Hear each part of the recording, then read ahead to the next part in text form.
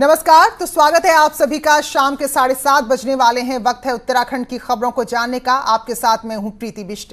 सबसे पहले बात चमोली की, जहां बद्रीनाथ हाईवे आज भी नहीं खुल पाया। लगातार 3 दिन हो गए हैं हाईवे बंद है और इससे हालात और भी ज्यादा खतरनाक और मुसीबत भरे होते जा रहे हैं, क्योंकि लोगों को इधर उधर जाना है तो जान जोखिम में डालकर ही वो सड़क पार कर रहे हैं, जो कभी भी किसी भी बड़े हादसे का सबब बन सकता है। तो चट्टान को देखकर आप समझिए, क्योंकि कब ऊपर से कोई बोल्डर या मलबा गिर के आ जाए कोई नहीं कह सकता है। और देखिए, क्योंकि ग्रामीण है, उनका रोजमर्रा का आना जाना है, तो कुछ इस तरह से उन्हें अब आने जाने की कोशिशें करनी पड़ रही, जान जोखिम में डालकर। तो चमोली में पीपलकोटी स्थित भनीर पानी में भारी मलबा आ गया है। सोमवार की शाम को हाईवे बंद हुआ था, जिसके बाद मंगलवार और आज बुधवार को फिर हाईवे बंद ही रहा। 5 मशीनों की मदद से लगातार मलबा हटाने की कोशिश तो हो रही है, लेकिन जिस तरह से उसी गति से पहाड़ों से मलबा भी आ रहा है, बोल्डर भी आ रहे हैं, तो ऐसे में सड़क को खुलने में काफ़ी दिक्कत हो रही है। तो अब 4 धाम यात्रा पर भी जो लोग गए थे या जो आने के लिए यहाँ तक पहुँच चुके थे, वो भी फिलहाल अब फंसे हुए हैं। तो देखिए ज़रा हालात, नीचे मशीनें काम कर रही हैं और लग ही नहीं रहा कि वहाँ पर कोई सड़क कभी थी। तो फिलहाल अभी वक्त लगने वाला है और लोगों की ज़िंदगी की मुश्किल बनी हुई है। उधर राजधानी देहरादून के इंदिरा कॉलोनी में स्थित एक मकान के ढहने से 4 महिलाओं की जान चलेगी, जिनमें से एक गर्भवती महिला भी थी, जबकि 2 लोग गंभीर रूप से घायल हुए हैं। अब पुलिस ने मामले की गंभीरता को देखते हुए जांच के बाद कठोर कार्रवाई के निर्देश दिए हैं। डीआईजी अरुण मोहन जोशी ने बताया कि देर रात सूचना की मिलने के बाद एनडीआरएफ और एसडीआरएफ की टीमें वहां पर पहुंची थी। तो 6 लोगों के दबे होने की सूचना मिली थी, जिसमें 4 लोगों की मौत हो गई है, जबकि 2 लोग अस्पताल में भर्ती और उनकी हालत भी गंभीर बताई जा रही है। तो जो स्थानीय लोग हैं, उनका कहना है कि जो पुस्ता पीछे बना हुआ है उसकी कई बार शिकायत कर चुके थे, लेकिन लापरवाही ऐसी रही कि 4 लोगों की जान चली गई और अब प्रशासन जाग रहा है। जो जिनकी डेथ हो गई और उनकी बॉडी रिकवर की गई, जिसके घटना के कारण है उसकी हम जांच करेंगे। इस पर लगता है कि कहीं पर कोई लैप्स है या कोई इस तरह की कार्रवाई करने की आवश्यकता है, तो उस हिसाब से कार्रवाई की। तो ये घटना देहरादून के चक्खुवाला इंदिरा कॉलोनी में हुई है, जहां मकान मूसलाधार बारिश के चलते ढह गया। 6 लोग दब गए, 4 की मौत हो गई है और 2 अस्पताल में भर्ती हैं। तो एक बच्ची भी इसमें शामिल है, दोनों की हालत नाजुक है। वहीं मुख्यमंत्री का कहना है कि घायलों को उचित इलाज दिया जा रहा है और जो मृतक है उनके परिजनों को मुआवजा भी दिया जाएगा। जो नीचे जो मकान था वो उससे ध्वस्त हुआ है और उसके कारण कुछ लोगों की मौत हुई है, 2 लोग उसमें जीवित भी हैं। उसके लिए जो हमारे नियम है उसके अनुसार उनकी चिंता की जाएगी, उनका जो मुआवजा है वो भी उनको दिया जाएगा। अगर उसमें अगर कोई दोषी पाया जाता है, अगर कोई कारण उसका प्राकृतिक के अलावा कोई और कारण है, तो उस पर उसका भी संज्ञान लिया जाएगा।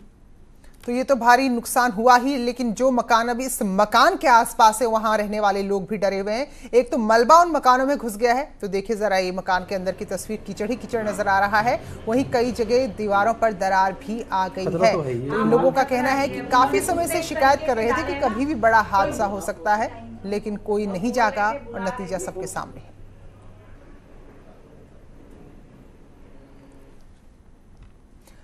सोलह जुलाई से 31 जुलाई तक लॉकडाउन की अफवाह यहां पर यह खबरें लगातार आ रही थी, जिस पर मुख्यमंत्री का कहना है कि लॉकडाउन जैसी कोई बात नहीं है। दरअसल बुधवार को सोशल मीडिया व्हाट्सएप पर यह खबर फैली कि सरकार 15 दिन के लिए लॉकडाउन लगाने वाली, जिसके बाद मुख्यमंत्री ने कहा है कि इस तरह की अफवाह पर ध्यान ना दें। हाँ, ये कोशिश जरूर हो रही है कि कुछ ऐसे नियम बनाए जाएं जिससे भीड़ कम हो। तो फिलहाल एसएसपी से कहा गया है कि जिसने भी इस तरह की झूठी खबरें फैलाई है, उनके खिलाफ भी कार्रवाई की जाए। करके ऐसा कोई भी निर्णय नहीं है। जो लोग इस तरह की अफवाह फैला रहे हैं वो गलत है, उनको उसका संज्ञान लिया जाएगा। और हम इस बात के पक्षधर हैं कि हमको मिनी कंटेनमेंट जोन बनाए, हम इसके पक्षधर नहीं हैं। काशीपुर में क्योंकि काफ़ी तादाद में लोग एक साथ सामने आए और छोटा सा कस्बा है काशीपुर, तो इसलिए काशीपुर को लॉकडाउन करने का निर्णय लिया गया। और आज हरिद्वार में एक बार फिर बीजेपी के नेताओं ने लॉकडाउन के नियमों का उल्लंघन किया। हरिद्वार में केंद्रीय मंत्री रमेश पोखरियाल निशंक के जन्मदिन पर कार्यक्रम था और इस दौरान कार्यकर्ताओं के साथ साथ बीजेपी के प्रदेश अध्यक्ष बंशीधर भगत भी पहुंचे। लेकिन देखिए, जो एक बड़ा है, हम कहें कि मिनिमम एक सुरक्षा कवच अपनाना है, मास्क, वो तक शुरुआत में नजर नहीं आया और जो समर्थक थे वो भी बगैर मास्क के ही खड़े थे। हालांकि बाद में जब लगा कि कैमरे हैं, मीडिया वहां पर है, तो मास्क फिर जरूर लगा लिया। और केंद्रीय मंत्री के जन्मदिन के मौके पर हरिद्वार में रक्तदान शिविर का आयोजन किया गया था, लेकिन मास्क लगाना शायद भूल गए। लागू होता है, ये मैंने कहा ना, ये सभी पे है, ये खाली एक कार्यकर्ता पे नहीं, मैं तो कह रहा हूँ सभी पे लागू होता है, क्योंकि कोरोना जैसी महामारी किसी एक कार्यकर्ता को देख के नहीं आती है।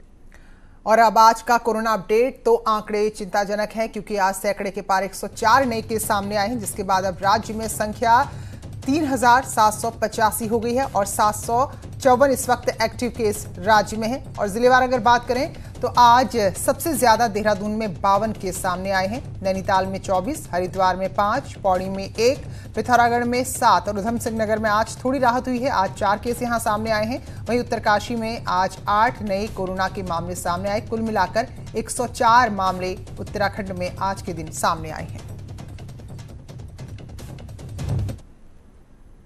तो पिथौरागढ़ में कोरोना के 7 नए मामले सामने आए हैं और हैरानी की बात यह है कि इनमें से 5 एसएसबी के जवान हैं जो कोरोना पॉजिटिव आए हैं और ये सभी जवान जम्मू कश्मीर से लौटे थे। अब जिले में कोरोना मरीजों की संख्या बढ़कर 77 हो गई है। हालांकि एक्टिव केस की बात करें तो 12 ही अभी लोग हैं जो अस्पताल में अपना इलाज करा रहे हैं, जबकि 65 लोग पूरी तरह स्वस्थ होकर अपने घरों को जा चुके हैं।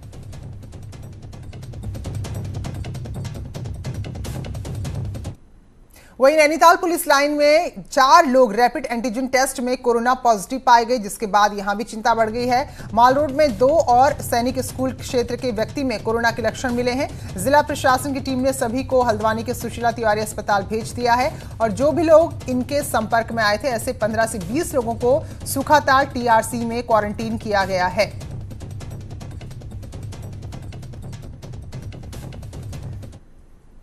उधमसिंह नगर के बाजपुर में कुमाऊं कमिश्नर और आईजी कुमाऊं ने दौरा किया। इस दौरान उन्होंने डोर टू डोर सैंपलिंग और बॉर्डर पर चेकिंग व्यवस्था का जायजा लिया, साथ ही जो कंटेनमेंट जोन है वहां का निरीक्षण भी किया। दरअसल बीते कुछ दिनों से बाजपुर में कोरोना संक्रमितों की संख्या बड़ी तेजी से बढ़ी थी, जिसके बाद प्रशासन में हड़कंप मचा और बाकायदा यहाँ इलाकों में लॉकडाउन भी करना पड़ा।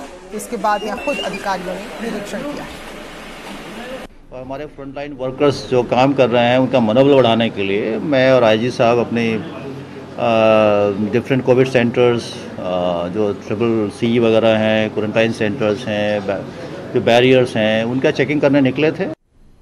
और CBSE बोर्ड के 10वीं के नतीजे भी आज घोषित कर दिए गए, जिसमें देहरादून रीजन ने 89.72% के साथ 11वां स्थान हासिल किया है। देहरादून धमसिंह नगर के ऋषित अग्रवाल ने टॉप किया है और सबसे ज्यादा अंक हासिल किए हैं। वहीं दूसरे स्थान पर रीजन में कुल 7 बच्चे रहे, यानी कि 7 के अंक समान हैं और तीसरे स्थान पर 9 बच्चों ने 497 अंक के साथ अपनी जगह बनाई है। तो जैसे ही नतीजे घोषित हुए, बच्चे अपने अपने स्कूल पहुंचे और अपनी इस खुशी का और अपने इस इम्तिहान की सफलता का जश्न मनाते नजर आए। मेहनत की थी, उतने मार्क्स आए हैं and I am opting for science. I want to become a doctor. आगे पेरेंट्स को देखते आगे पेरेंट्स का कितना सपोर्ट था आपको? My parents have always supported me, and including my teachers and my friends, they've always supported me throughout my journey. I would pursue my career as a lawyer, sir. So I am preparing for the CLAT examinations, sir, and that I will be given.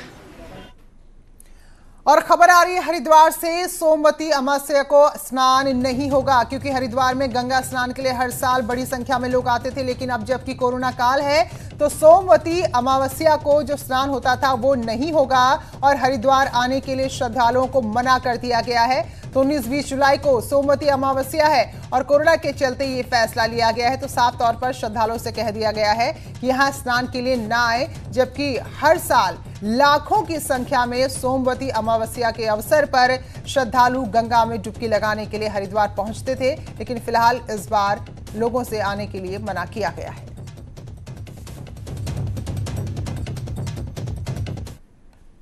उधर केदारनाथ त्रिजुगी नारायण पैदल मार्ग से लापता 4 यात्रियों का अब तक कोई पता नहीं चल पाया है। जिला मुख्यालय की ओर से खोजी दल उनकी तलाश में भेजा गया है। तो देहरादून नैनीताल के रहने वाले हैं। डीएम रुद्रप्रयाग ने बताया कि राज्य सरकार खोजबीन के लिए टीमें लगातार भेज रही है। रेस्क्यू टीम ड्रोन कैमरे से भी खोजबीन कर रही है, लेकिन मौसम खराब है।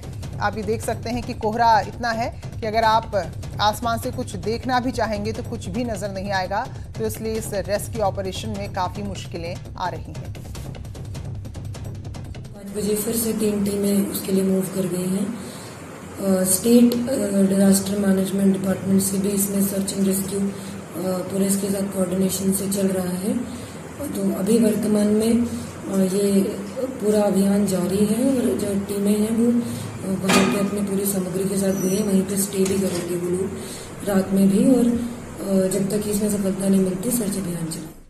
तो समय बीतने के साथ चिंता भी बढ़ती जा रही है। इसके लिए देहरादून से एसडीआरएफ की टीम को हेलीकॉप्टर से एरियल सर्च के लिए भेजा गया था, लेकिन खराब मौसम था, विजिबिलिटी काफी कम थी, जिसकी वजह से हेलीकॉप्टर उड़ान ही नहीं भर पाया। तो फिलहाल अब मौसम के ठीक होने का इंतजार किया जा रहा है। आज भी हम एसडीआरएफ और जिला पुलिस की टीम्स जो हैं चॉपर और ड्रोन की मदद से सर्च और रेस्क्यू के काम में लगी हैं, लेकिन जैसा आप जानते हैं अभी मौसम काफ़ी ख़राब है और बादल और बारिश की वजह से बहुत ज़्यादा एरियल रेकी तो हम लोग नहीं। कोरोना लॉकडाउन शुरू होने से 21 जून तक 2,15,875 प्रवासी अपने अपने गांव घर लौटे हैं, जिसमें 80% ऐसे हैं जो उत्तराखंड लौटने वाले दूसरे राज्यों से आए हैं और जबकि 18% ऐसे हैं जो राज्य के ही किसी और जिले में थे और अब अपने मूल गांव में लौट आए हैं। आंकड़ों पर गौर करें तो प्रवासियों में सबसे ज्यादा वापसी पौड़ी और अल्मोड़ा जिले में हुई है और यही वो जिला भी है जहां से सबसे ज्यादा पलायन हुआ था। तो पौड़ी में 60,000 लोग लौटे हैं अपने अपने घर को, करीब 45,000 दूसरे राज्यों से लौटे हैं, जबकि 14,000 ऐसे हैं जो उत्तराखंड के ही अलग अलग इलाकों से अपने घर में लौटे हैं। वहीं अल्मोड़ा जिले की बात करें तो यहाँ 44,000 लोग लौटे हैं, जिनमें करीब 41,000 ऐसे हैं जो उत्तराखंड से बाहर से लौटे हैं, जबकि 2,578 प्रवासी ऐसे हैं जो राज्य के अन्य जिलों से अपने घरों को लौटे हैं। वहीं सबसे कम जो लोग हैं वो 1,925 बागेश्वर जिले में लौटे हैं। तो फिलहाल अब इनके पुनर्वास के लिए, रोजगार के लिए बाकायदा रिपोर्ट तैयार हो रही है। तो रिपोर्ट के मुताबिक 58% प्रवासी या तो प्राइवेट नौकरी करते थे या फिर किसी होटल इंडस्ट्री से जुड़े हुए थे। वहीं छात्रों और मजदूरों की बात करें तो वो भी बड़ी संख्या में वापस लौटे हैं। तो रिपोर्ट आज जारी हुई, इसका लोकार्पण मुख्यमंत्री ने किया और कहा कि अब कोशिश यही हो रही है कि स्वरोजगार योजना को यहाँ पर पूरे सख्ती के साथ लागू कराया जाए ताकि जो लोग लौटे हैं उन्हें अपने अपने घरों में ही रोजगार मिल सके।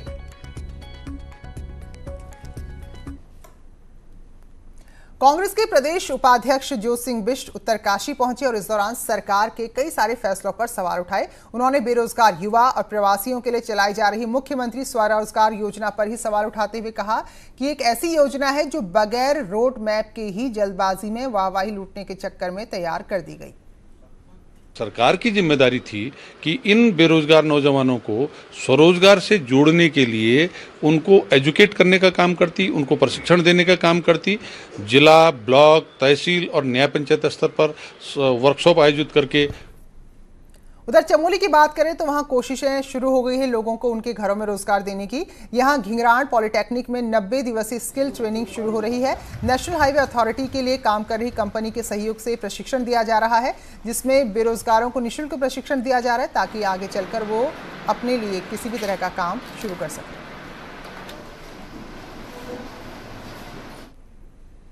देहरादून में शहरी विकास निदेशालय को पूरी तरह से ई निदेशालय के रूप में कन्वर्ट कर दिया गया है। मुख्यमंत्री ने निदेशालय की पहली ई फाइल का बटन दबाकर शुरुआत की है। शहरी विकास मंत्री मदन कौशिक ने दावा किया कि उनका विभाग पूरी तरह से डिजिटल प्लेटफॉर्म पर आ चुका है। उन्होंने कहा कि अकेले सचिवालय में ई ऑफिस के जरिए निस्तारित की गई कुल 461 फाइलों में से सबसे ज्यादा 163 फाइलें शहरी विकास विभाग की हैं। उन्होंने कहा कि राज्य में अभी 8 नगर निगमों को भी डिजिटल प्लेटफॉर्म पर लाया जा रहा है। करने के लिए निरंतर प्रयास हुए हैं और इसमें मैं बधाई अपने सचिव हमारे बैठे हैं इनको और डायरेक्टर हमारे बैठे हैं दोनों को देना चाहता हूं कि राज्य में पहला डायरेक्टरेट है जो ई डायरेक्टरेट के रूप में हमने परिवर्तित किया है। रामनगर में टस्कर हाथी की मौत के बाद लगातार बवाल उठ रहा है, सवाल खड़े हो रहे हैं। तो कॉर्पोरेट प्रशासन भी अब पूरी तरह से बैकफुट पर है। अब हाथी के विसरा की जांच बरेली में होनी और जांच रिपोर्ट के बाद पता चलेगा कि क्या ट्रैंकुलाइज करने के दौरान जो डोज दी गई थी वो ज्यादा थी और क्या उसकी वजह से ही हाथी की मौत हुई है। नेचुरल ऑर्गन्स हैं, उसका सैंपल जो है वो IVRI बरेली को टॉक्सिकोलॉजिकल रिपोर्ट और कोरोना रिपोर्ट के लिए भी भेज दिया गया है। लेकिन फाइनल जो इसकी रिपोर्ट है, जो टॉक्सिकोलॉजिकल रिपोर्ट आएगी IVRA बरेली से, उसके बाद ही इस पे फाइनल रिपोर्ट प्रेषित की जाएगी। हरिद्वार लक्सर रोड स्थित मैक्सवेल हॉस्पिटल में एक महिला की मौत के बाद परिजनों ने खूब हंगामा किया। दरअसल 2 दिन पहले महिला ने पारिवारिक विवाद के चलते फांसी लगाई थी, जिसके बाद गंभीर हालत में उसे अस्पताल लाया गया। लेकिन परिजन आरोप लगा रहे हैं कि हॉस्पिटल में लाते ही महिला ने दम तोड़ दिया था, लेकिन हॉस्पिटल के प्रबंधन ने पैसे ऐंठने के चक्कर में झूठ बोला, महिला को वेंटिलेटर पर रखकर उसका इलाज करने का दिखावा किया और बुधवार सुबह हॉस्पिटल के स्टाफ ने महिला की मौत की खबर दी और परिजनों के हाथ में लंबा चौड़ा बिल थमा दिया। और जब इस बारे में सवाल पूछा गया तो हॉस्पिटल स्टाफ ने मृतका का शव देने से ही इनकार कर दिया, जिसके बाद यहाँ काफी हंगामा हुआ। पुलिस भी मौके पर पहुंची और समझा बुझाकर मामले को शांत कराया गया। और जो कहेगा ये तो मतलब पहले से मर गई, तो हम तो पहले देख रहे इसको, कैसे मर गई, बता रहे थे जब मर गई। जब तो ठीक है, अभी ठीक है, रात के बाद 2 बजे मैं कहा ठीक है, बिल्कुल कोई दिक्कत नहीं, नॉर्मल है, सब कोई दिक्कत नहीं है, सुबह हो जाएगा। कहीं भी इनको शक है या ट्रीटमेंट में कहीं भी इनको कमी लगती है, ये एकदम आजाद थे कहीं भी ले जाके ट्रीटमेंट कराने के लिए। ये डॉक्टर साहब से भी बात हुई थी, तो डॉक्टर साहब ने बताया कि इलाज प्रॉपर चल रहा था इसका। यहाँ पे उसके घर वालों को, उसके जो ससुराल वाले थे लड़की को, उनको बता दिया गया था कि यदि आप ले जाना चाहते हैं कहीं तो ले जाए। उधम सिंह नगर में अगस्त 2019 में उत्तर प्रदेश पुलिस के एक सिपाही की हत्या के आरोप में पुलिस ने एक बदमाश को गिरफ्तार किया है। ये बदमाश गदरपुर के एक ढाबे में खाना खा रहे यूपी पुलिस के सिपाही की हत्या कर भाग गया था। इस पर 2500 का इनाम भी घोषित था। पुलिस ने इसके पास से पिस्टल बरामद की है। तो यूपी के बिलासपुर का रहने वाला सिपाही मयंक कटारिया 13 अगस्त 2019 को अपने कुछ साथियों के साथ खाना खाने के लिए गदरपुर के एक ढाबे में आया। तभी गौरव उर्फ निक्का ने अपने 3 साथियों के साथ मिलकर सिपाही की हत्या कर दी, जिसमें से 3 की गिरफ्तारी पहले ही हो चुकी है और अब गौरव भी पकड़ में आ गया है। इसके खिलाफ पुलिस ने 82 से 83 एनबीडब्ल्यू लेकर के 82 से 83 कार्रवाई की थी। ये अफसर चल रहा था, 2500 का इनामी था। तो गदरपुर पुलिस ने कल इसकी अरेस्टिंग की है और इसमें एक आखिरी मुलजिम था जिसकी अरेस्टिंग नहीं हो पाई थी। अब बात करेंगे राज्य के मौसम की। तो एक बार फिर से भारी बारिश का दौर शुरू होने वाला है। 16 और 17 जुलाई यानी कि कल और परसों मौसम विभाग ने भारी बारिश का अलर्ट जारी किया है। तो कुमाऊं क्षेत्र में तेज बारिश होगी। हालांकि आज सुबह से ही कई जगह बारिश शुरू हो चुकी है, तो आने वाले दिन थोड़े परेशानी भरी रहने वाले हैं।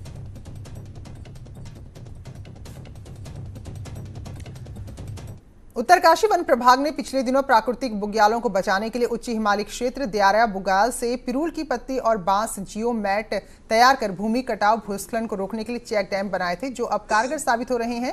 हर साल बारिश के दौरान बुग्याल में भारी भूकटाव होता था। इसको रोकने के लिए वन विभाग ने कई प्रयास किए, लेकिन अब जो ये नया प्रयोग किया गया है वो सफल हो रहा है, जिससे कीमती वनस्पति, जड़ी बूटी और मिट्टी का दोहन रुक रहा है।